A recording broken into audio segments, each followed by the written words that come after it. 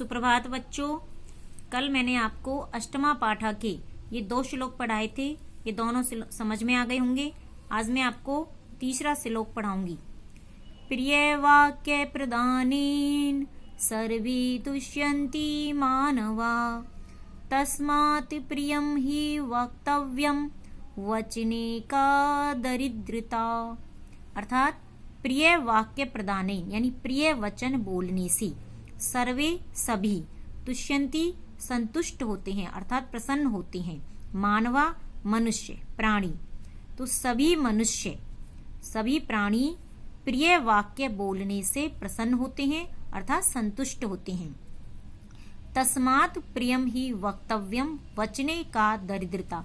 तस्मात् इसलिए प्रियम प्रिय ही निश्चय ही वक्तव्यम बोलना चाहिए वचने का दरिद्रता बोलने में क्या कंजूसी।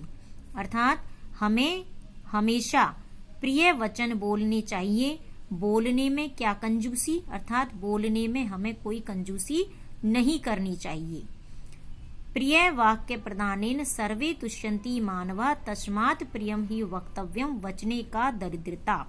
सभी प्राणियों को यानी प्रिय वाक्य बोलने से सभी प्राणी प्रसन्न होते हैं संतुष्ट होते हैं। इसलिए हमें प्रिय वचन बोलने चाहिए। बोलने में क्या गरीबी अर्थात बोलने में कंजूसी नहीं करनी चाहिए। अर्थात हमको हमेशा मधुर बोलना चाहिए, मीठा बोलना चाहिए। इसका 4th श्लोक है। गच्छन् पिपीलिको याति योजना नाम सतान्यपि अगच्छन् वैनतेयोऽपि पदम् एकं न गच्छति। गच्छन् जाता हुआ, पिपीलिको नर चींटी, याति जाता है, योजना नाम कोसों तक, सतान्यपि सैकड़ों। अर्थात जो नर चींटी है यानी नर चींटी कैसे चलती है? धीरे धीरे चलती है, धीमी चलती है ना। तो गच्छन् पिपीलिको याति योजना नाम सतान्यपि कि जाती हुई नर चींटी भी सैकड़ों कोसों तक चली जाती है। यदि वो धीरे धीरे चलती है तो धीरे धीरे चलते हुए भी वह सैकड़ों कोसों तक चली जाती है।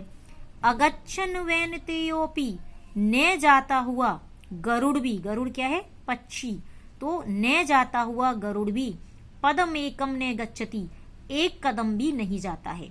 यदि वह गरुड़ चलता नहीं है तो वहां वो एक कदम भी नहीं चल पाता है। अर्थात हमें हमेशा सदा आगे बढ़ते रहना चाहिए, क्योंकि चलती हुई नर चींटी भी यदि चलती है तो वो सैकड़ों कोसों तक चली जाती है। और न जाता हुआ गरुड़ भी जो बहुत तेज चलता है, ये चींटी तो धीरे चलती है और गरुड़ बहुत तेज चलता है, बहुत तेज उड़ता है। तो न जाता हुआ गरुड़ भी वो यदि नहीं चलेगा तो वो एक कदम भी नहीं चाहता है। अर्थात अतः हमें सदा आगे बढ़ते रहना चाहिए।